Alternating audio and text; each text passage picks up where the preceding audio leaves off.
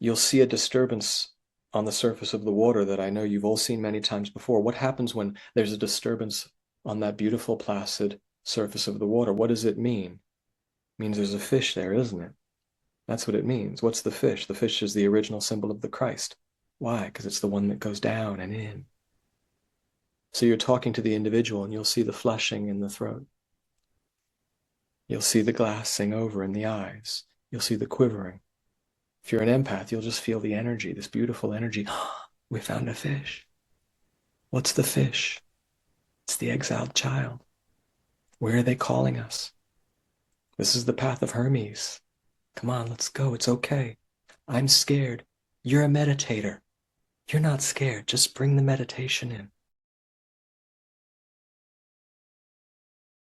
An old friend from high school who's been on a parallel, similar spiritual path, but more with Pema Chodron and Thomas Hubel. She is the one who introduced me to Zachary, and she's kind of a student of all different psychological and healing modalities, and always looks for people who are like she's very impressed by their what they're doing in the world. And so when she introduced me to Zachary, I was very excited because she sort of vets everybody that she introduces to me. And Marianne is kind of a remarkable person in her own right, but Zachary does amazing healing work, which he's been doing for years, with chronic illness and among other things, right? And healed himself from a chronic illness and does a lot of now somatic based work, which was something I was really getting interested in, and as well as archetypal work, sort of Jungian, sort of IFSian, sort of whatever, a melange of things that you do. Um, and I wanted to introduce this work to you all, because it's inner work, it's very deep inner work, but also I got this feeling that I'm not going to do it justice. He's been doing this for 20 years. And I just started studying with him a year and a half, maybe 2 years ago. Um, so it was like, yeah, I just felt like this is a teaching I want. And I asked Zachary, and he was kind enough to say yes. So I'm very excited that he's joining us today. Thank you so much. Hi, everyone. Great to meet you. Great to be with you here today. Always lovely to be with fellow psychospiritual practitioners. My favorite place to hang out. And thank you for the kind invitation. How I see the psyche these days, every single one of you, is as this glorious mandala. You could even say it's a toroidal mandala, but let's not get too esoteric just yet. You're just a mandala. Yes, you're a divine snowflake. And our purpose, apparently, is to grow into and embody the fullest expression and the most holistic expression of that mandala. And it seems, I can say this to Buddhists, I would imagine, it seems that we're doing that incarnation after incarnation. And yet every time we go through the bardo and hit the ground running again, as Sally has already pointed to, most of us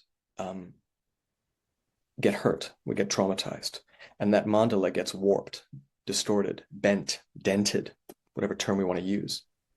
And that's our hero's journey. But interestingly, is that every dent, you could say, in our mandala, most of which take place within the first, 15 years, let's say. They do happen afterwards, but the lion's share is usually at the beginning, when we're most sensitive, when our defenses have not been mobilized. Every single dent comes with it as a kind of cosmic verite, or as a kind of physics, an attractor site. It creates a gravitational pull, that very indentation, for that very wound to come back in again. And of course, the psychoanalysts describe this as the repetition compulsion, right? Now, there's a wisdom in that. It's not just a bug, as they say, it's a feature. The purpose of that is that every time the repetition comes back, just as long as we know that, as long as we know our dents, and we know that this is the hero's journey, we get an opportunity to face it again, and in so doing, to defibrillate, you could say, or to upgrade, to reactivate the very parts of ourselves that were wounded by the original wound. Right? To actually upgrade the skills, the competencies, I sometimes say, the capacities that were marginalized by the original trauma.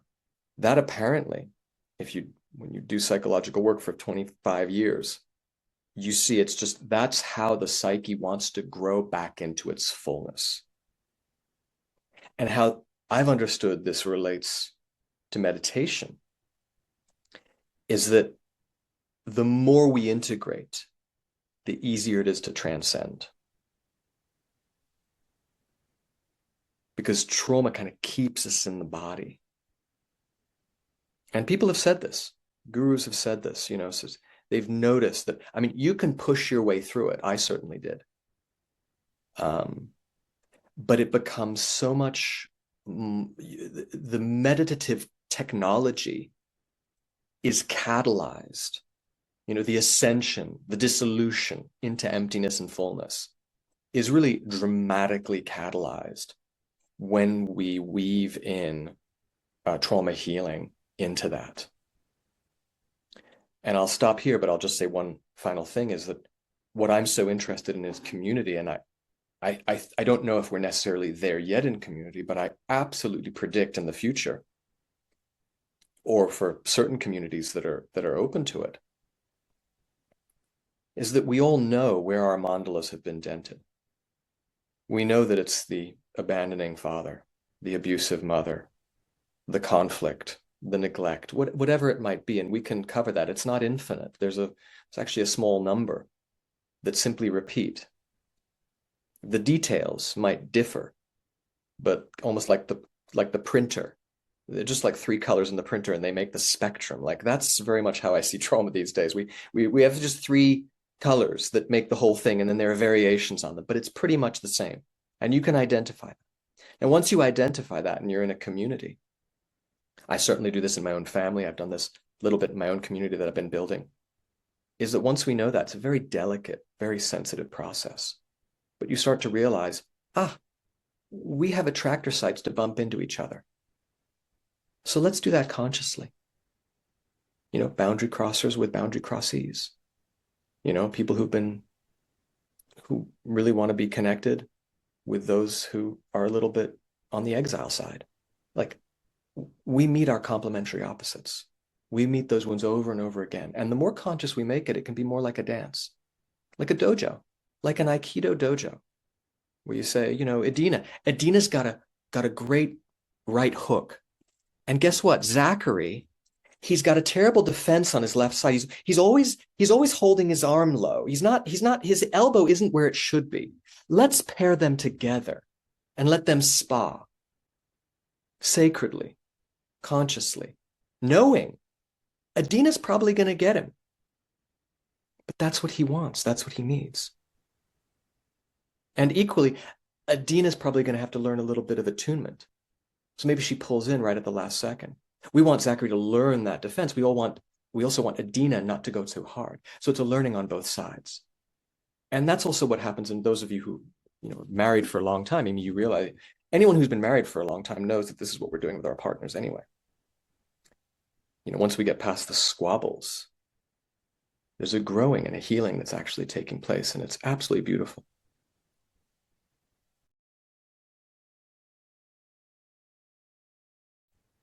There's a conscious and unconscious part of it, and there's a masculine and a feminine part of it. Everyone we see, you're a yin yang. That's why these symbols have almost become cliche. They're so universally true. And, if you're a yang, the right person for you to pair with is going to be a little more on the yin side, right? Because we pair with complementary opposites in order to balance that mandala, in order to move towards greater wholeness. I give you the three levels that I sometimes look at immediately. And you can see it immediately. You can hear when someone tells you a story. We can explore that if you want in a demo. Someone will tell me about their life, and it's really obvious right out the gate if they're working with an excessive masculine. And that's not a pathological thing necessarily, although in culture, we culturally are in the grips of an absolutely pathologically excessive masculine. There's still a marginalization of the feminine. And we can talk about why that is. I mean, my understanding of that is that there are two reasons. One is that epigenetically, over the centuries, over the millennia, the male body has had to hyper develop disassociation to fight, to be a warrior, to hunt and gather. And so we have developed tremendous defenses against our inner world. Ironically, you do have male meditators that once again go into emptiness, but with regards to the reverse meditation, I mean, that's been my practice, right? It's like to actually go into the pain and not just bring emptiness to it, although that is absolutely a part of it, but to actually understand it, because it's a malconfiguration of consciousness within us. All trauma is a tangle of consciousness within it. It's an incoherent ball of trauma that also has dynamical movements in certain domains of life. The vast majorities of trauma that I see, it's in the throat for women, it's in the heart for everyone, it's in the solar plexus for both men and women, and of course, the root. Those are the major ones. You work with 90% of people, they're going to have trauma there in some way, shape, or form. Every single time we're triggered, we're dysregulated, and we see this, we experience this with each other. That's why I say, I think in the future, the whole therapeutic world to some degree is going to become democratized. Because if you're really in a conscious community and you're talking to someone and they suddenly become triggered and you've been trained and you know what you're doing and you trust each other, it's really a moment to say, what are you feeling? And to begin the descent together, the sacred invitation of the psyche. In modern life, when someone gets triggered, we run the other way. Everyone just changes the subject. But it's the psyche's attempt to say, would you like to go on a journey with me into the underworld, in the soma, that place that Sally was talking about? And once again, not just to bring emptiness, although emptiness is absolutely a sacred part of it and a healing part of it. But this is the great criticism that I think has appropriately been laid upon the meditative path in the past 25 years, is that it can be dissociative. I certainly experienced that. Not a criticism. I mean, it's like, God bless, we need that. There's healthy dissociation. I mean, if you're in tremendous traumatic states, healthy meditative dissociation is peace. So I'm not criticizing that. I'm saying we need that too. But with peace and regulation, we do want to go back to those tangles and untangle them.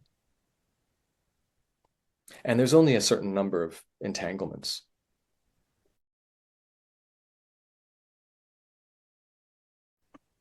Sometimes there's an intrusion. Trauma is an intrusion. There's something inside that shouldn't have been there, that was put there, that needs to be exorcised.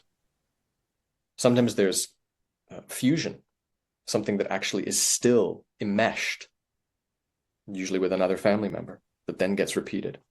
Sometimes there's a void, neglect, some part of us, like Swiss cheese, compromising our integrity. It needs to be filled with healthy care, healthy masculine, healthy feminine. Sometimes there's a displacement. This is the overgiver. The displacement is, there's a part of my psyche that is completely warped outside of me and always scanning and looking for who I can care for. If you're in the psychological, the spiritual, the caretaking world, the overgiving world, that's yours. It's a huge one. If you're in the chronic illness world, that's 80% of the people who suffer. The overgiver. The scapegoat is also part of that too. And so each one of these, as we've already mentioned, are warpings of that mandala. And I have no doubt at some point in the future, you're going to be able to see it. It'll be like an upgrade of that, the aura photos that we still take, right? That always were kind of fun. There's going to be an upgrade of that at some point. I don't know if it'll be in our lifetime. You will see it. But even when we're talking, it's very obvious. It's very obvious because the condition of the psychic mandala that you are renders your life, right? Your life conditions are externalizations and representations of exactly the way in which your mandala was configured and shifted, changed. And that's, once again, a feature of the psyche. The psyche literally renders you and then brings it back as a mirror and says, this is who you are. This is your hero's journey. Go on it. Take it. And yes, we want to go into the pain of that. We have to develop some myelination, some trust with those around us that we can do that for the healing purpose. That's what Joseph Campbell meant at the end of his life when he said, I shouldn't have said, follow your bliss. I mean, what a genius to really take the iconic phrase that Campbell is known for and flip it on its head right at the end. He said, I should have said, follow your blisters. You know, what a gift, right? That someone like that can add to it, because it also is follow your bliss. Absolutely. That's another conversation we can maybe have about the energetic heart. I'm huge on the energetic heart. I don't think my way through life. It's all about the heart. However, the repetitions that we've been talking about, those dents in the psyche that have the gravitational pull to bring same in again for the purpose of pushing that dent out, almost the way you would as a mechanic in an auto shop on a chassis that's been dinged, right? Like that whole process, it feels the same to the heart.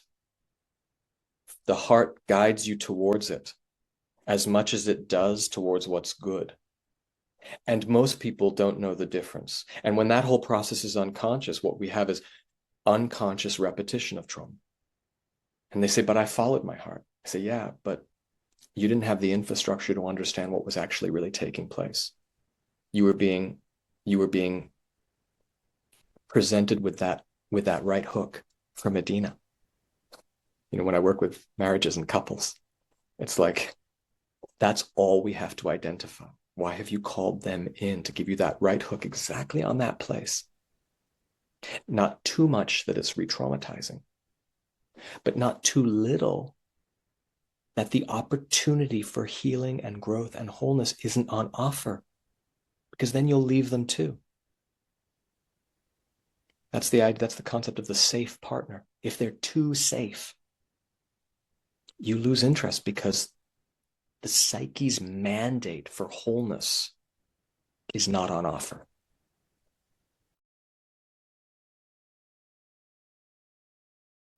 So it sounds to me like you are absolutely on the right path. And even we all probably noticed the way you said my energy going out, right? So the shape of the overgiver's mandala is there's a side of you, it's probably the feminine side, right? That has been warped outwards. It's kind of like a bolus. It just has pushed outwards excessively. Everything you say about pulling that back in is correct. And of course, it's always challenging, because by the time we start doing, there's the breath, right? By this time we start doing this, we have created a life around that. That's the only challenge I usually see. Mm-hmm. There are two, right? We've created a structure around our life where that's how people value us. That's how we make our money. That's how we do it. So we have to go through a transition period, which it sounds like you're doing fabulously. I sometimes say the destiny of the overgiver is to disappoint others. Yes. Right. I'm barely learning to say no. Well done. Well done. I mean, we should all just be like bowing to that. That is your path. But let me be clear. It sounds as if you're managing the process with your manager mind in exactly the right way. The thing that I might invite is that the end game and threshold that the overgiver has to cross is connecting with that inner child that was exiled for you to survive that family that needed more than you had the capacity to give. Right? So you were, God bless you, like me, like probably most of us, you were kind of sacredly warped into a shape that was not your own in order to survive. God bless you. And you've survived, and you've apparently done well, and you've turned it into something beautiful by caring for others. Right? But when you are ready, it sounds like this is a time when you are ready. You're going to feel her. It sounds like you already are feeling her more and more say to you, I don't want to do this anymore. I want to go to my art studio. That's where she's going to get reborn. You're bringing in this exile, this fractured part of you. Yeah, it's been shunted out of your integration. That's what trauma does to us. It fractures us like shards, and they go into the unconscious, but then they whisper with those gravitational pulls. It pulls it back in. I'm always giving. Another week went by and I didn't have time for my art. So you have to use your manager mind to keep this slow transition of reconfiguring that life into a way where that part of Susan can begin to be nurtured and born and taken to fruition. Knowing that as you approach that threshold, here's my prediction. That inner child, the part of you that received, that got what she needed, she's going to say, whoa, whoa, whoa, that's too much. She's going to get terrified. And the closer you get to that threshold of changing your life, she's going to get more and more like, we're going to get exiled. We're going to get hurt. We're going to get pathologized. All those things. And you have to be the queen that ushers her through that strategically. Right? Strategically. You have to take her under your arm. And I'll tell you a story, like, I won't go into the details, but I mean, I've had this story many times, but I'll tell my own because it was something that, it was exactly this process, because most of us in the healing field have this exiled part. Some people have other exiled parts too. We've got a whole, I don't even call it the inner child anymore. I call it the inner orphanage. There's tons of them. And that's our job, is we're just calling these parts back in once again for that mandala to have its full fruition. Because guess what?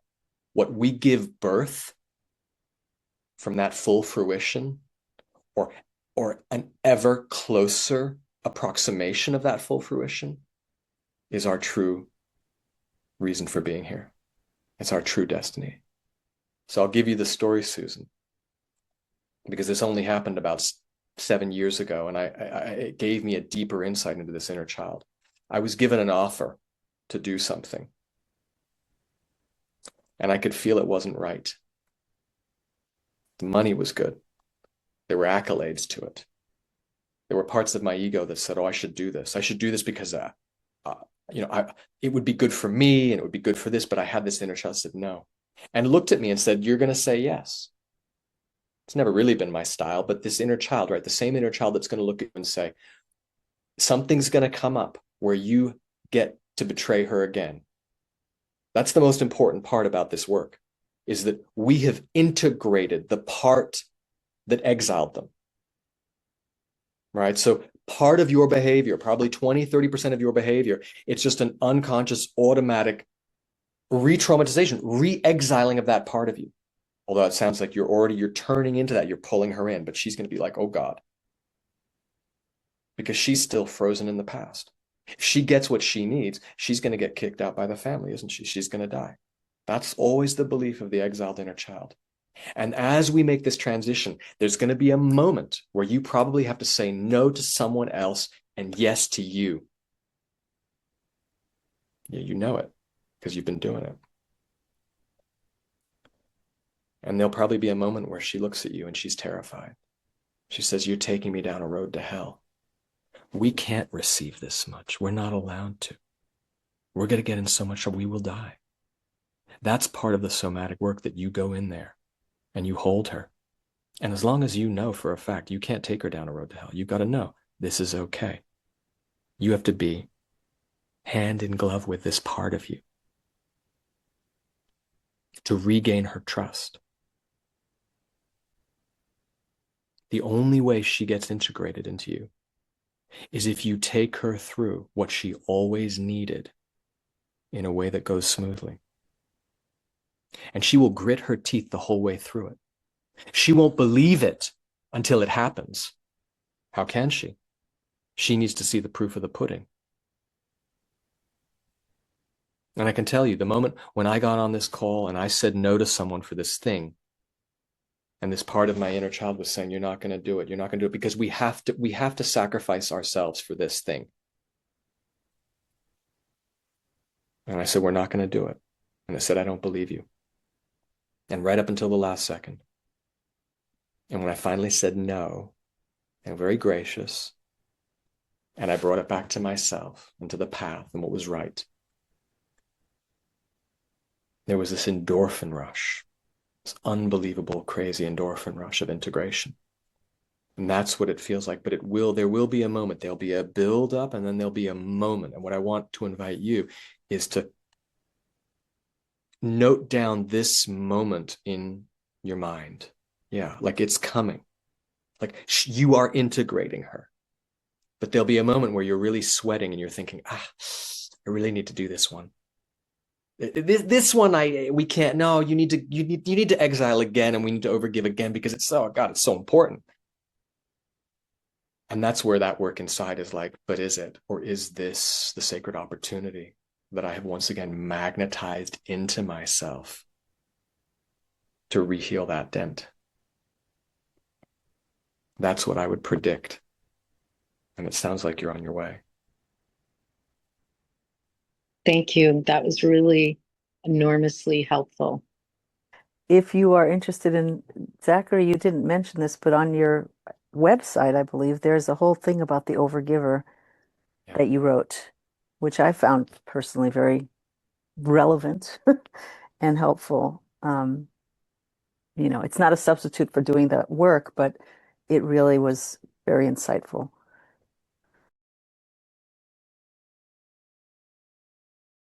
All the good people are overgivers. All the nonprofit executive directors are overgivers. All the social workers are overgivers. Most of the therapists are overgivers. If you're a healer, 80% chance you're an overgiver. And what that means is we want you to sustain. If you're burning out, then you're still laboring under that original pathological conditioning that, God bless them, was handed down by your parents. And look, they're just, for generations, there just haven't been enough resources in the family. Like there are no resources. We're all just surviving. And so the overgiver is really, as far as I'm concerned, an old soul with a lot of capacity. And it's almost like there's one in every family, and they show up and they roll up their sleeves. And that's the displacement wound. They push out a part of themselves, they roll up their sleeves, they say, "What needs to be done? And I will sacrifice myself for that." And sometimes the overgiver gets pulled into the scapegoat archetype too. It's like, not only will I overgive, but I will take the burden, the projection of the wounds, of the unconscious wounds of the family onto my shoulders. It's often the woman. Now it's the trans person, used to be the homosexual, you name it. Anyone who's different, oftentimes the overgiver, oftentimes the scapegoat. Almost always. So I certainly hold a flag for supporting scapegoats and overgivers. We need them to, there's nothing better than a healed overgiver. Oh my God, get a bunch of overgivers together who are healed. I mean, change the world.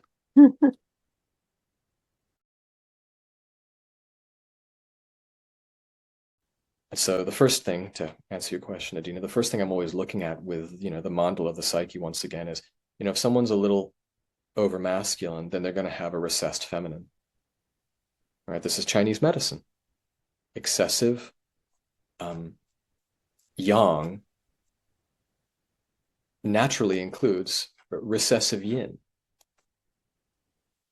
And what I love about this, because I'm a kind of esoteric literature nerd, is that Lao Tzu knew this. And I never really heard anyone actually make the translation, but in the Tao Te Ching, chapter 77, verse 77, he says it. The Tao is like a bow. The Tao is like the bending of a bow. The top comes down, the bottom goes up. The extra length is shortened. The insufficient width is expanded. That's excessive masculine, excessive feminine. He saw it back then. The way of heaven is to take from those who have too much and give to those who have not enough. Now, some people think that's a precursor of Robin Hood. It's not just about the 1%. It's not about trickle-down economics. It actually isn't. It's much more primal and fundamental. Each of us arrives here with that mandala a little excessive on one side and a little recessed on the other. That's what the yin and yang is. And we're looking for the complementary opposites. We're looking for the person who looks like this. And that's where that energy suddenly comes up. The psyche knows it. If it's too much, we have mania. If it's too little, we have meh. But when it's right, then we can spar. And how do we spar? We spar actually in conflict. I'm all about sacred conflict. Conflict should be a sacred process. It is how the soul grows as far as I'm concerned. I've been obsessed. I'd love to say this in front of a bunch of Buddhists, but I was obsessed since a young age. What is wisdom and goodness? What is this thing that apparently transmigrates through the bardo? What is wisdom and goodness? It can't just be smarts and being nice. What does it really mean? And as far as I'm concerned, it's really grown in conflict. That's where we grow the psyche as far as I'm concerned. When there's some friction. I'm like, we're both learning. There's always one that's a little more masculine. There's always one that's a little more feminine. The little more feminine is usually building the boundary, usually standing up for themselves a little more, usually finding their voice. That's that throat chakra again. Usually an overgiver, usually an empath, usually a highly sensitive person. They have to say to the masculine, attune to me more, hold the boundary, pull it in, you're being too bossy. That's a good complementary opposite couple. The more unconscious that process is, the more we have squabbling, endless looping squabbling. The more conscious it is, wow, the whole thing opens up. Wow. We're soul partners, literally helping each other to grow, one disagreement after another. That's magical. And that's also esoteric. It's the Rosarium. It's Isis and Osiris. We have been told about all of this stuff for millennia in the myths and parables.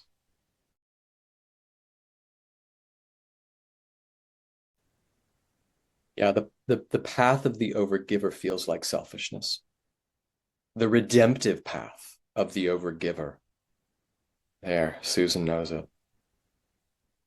If you have repeating voices in your head, you're being selfish. Oh, now you're becoming a narcissist. If you're an overgiver, you can never become a narcissist. It doesn't exist.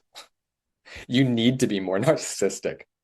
But if you're feeling that along your journey, you're on the right path. If you're feeling racked with guilt at what you're doing, you're on the right path. That's the irony of the redemption and the healing of the overgiver.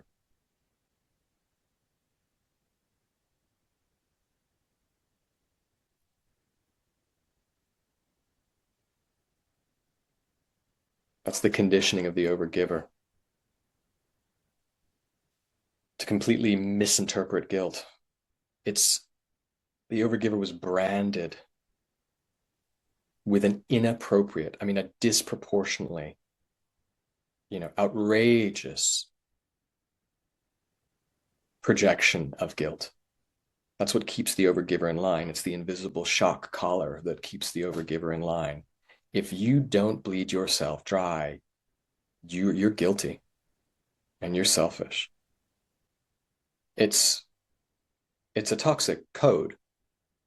It's a toxic line of code within the overgiver, and you just have to kind of work through that.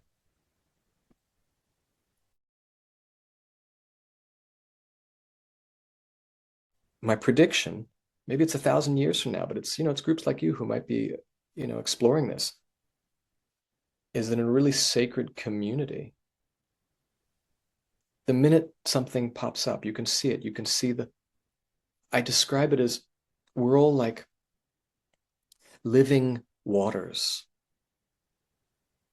And when we're talking to each other, you'll see a disturbance on the surface of the water that I know you've all seen many times before. What happens when there's a disturbance on that beautiful, placid surface of the water? What does it mean? It means there's a fish there, isn't it?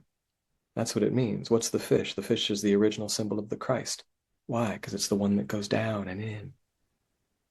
So you're talking to the individual and you'll see the flushing in the throat. You'll see the glassing over in the eyes. You'll see the quivering. If you're an empath, you'll just feel the energy, this beautiful energy. We found a fish. What's the fish? It's the exiled child. Where are they calling us? This is the path of Hermes. Come on, let's go. It's okay. I'm scared. You're a meditator. You're not scared. Just bring the meditation in. It's going to myelinate you into the underworld, the somatic underworld. Bring the fullness and the emptiness and the beauty. And then we take the journey. What are you feeling? Where are you feeling it? Where is she guiding us? Where is he guiding us? I'm 7 years old. I'm sitting in my room. And the whole traumatic, incoherent field of energy within that mandala is presented to you.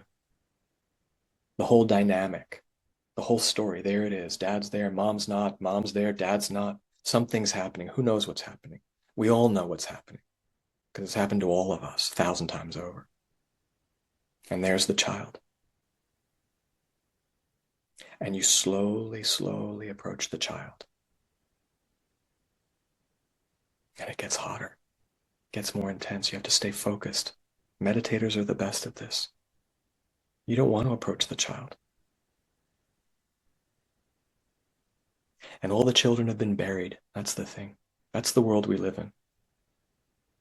We've left all the children. That's why they're coming back in schools and doing what they're doing, because we've left them. Anytime there's an exiled child, we leave them in the basement. We throw a dirty old tarp, cover it with bricks. And that's the work we do. We actually go back. We go back. What are you feeling? Where are you feeling it? The throat, the heart, the solar plexus. Slowly walk back in. Maybe get on your knees. Slowly approach them. Get to their height.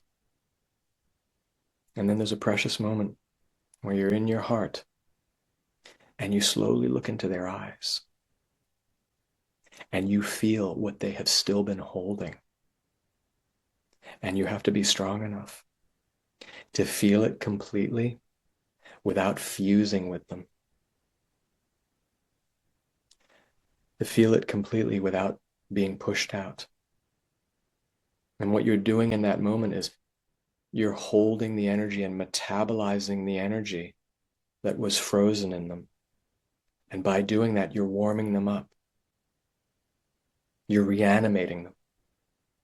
And then you're asking them, what did this experience carve in you as a belief about yourself or the world?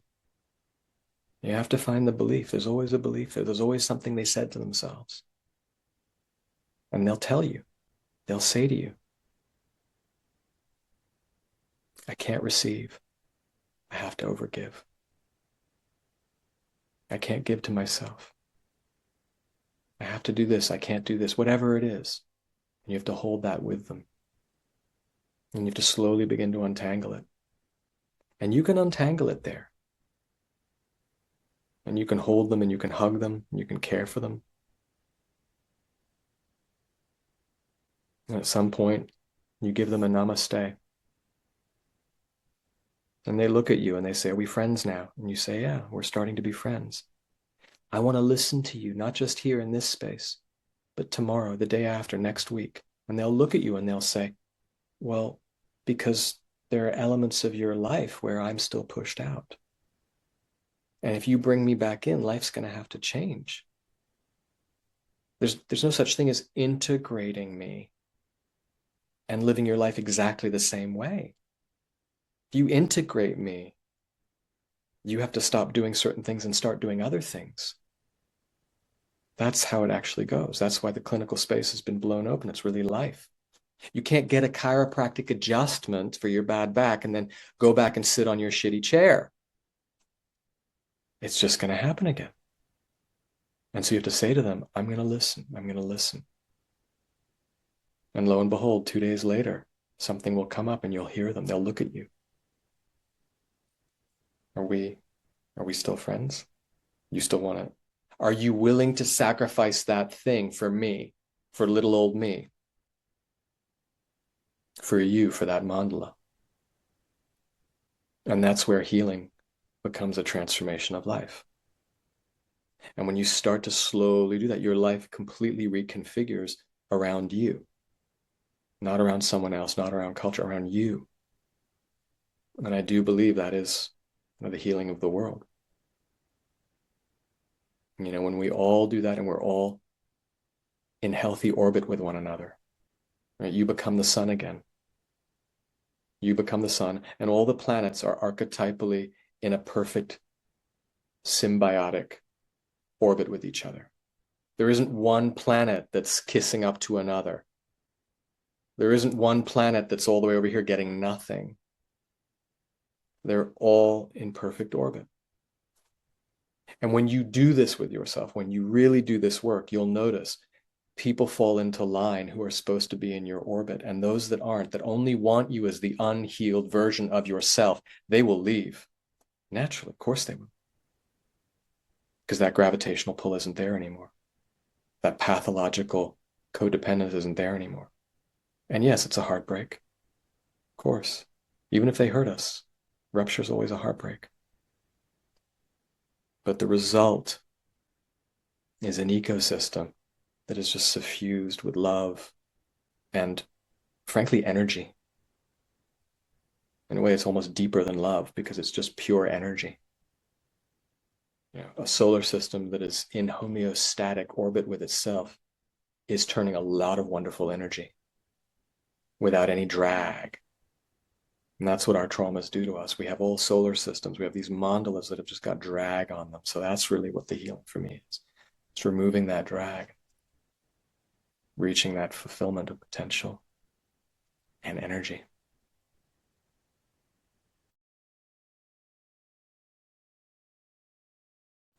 The weighing of the heart in the Egyptian myth, which said that, and I think many people have misinterpreted this, but, when we die, our heart will be weighed. And if it weighs more than a feather, there will be something, there will be a consequence. Following the heart, really following the energetic expansions and contractions of the energetic heart in our life is what keeps it light. If you feel heaviness in your energetic heart, something's not right. So that's the invitation once again from the Egyptians, and, I think Lily is expressing that to us. She has known that when we say yes to something that our heart says no to, the energetic heart, that center of our mandala, will constrict and become more dense. It won't be just diaphanous and coruscatingly sparkly. So that's one of the great mandates of our life, I think, to follow that guidance of the heart, to keep it light,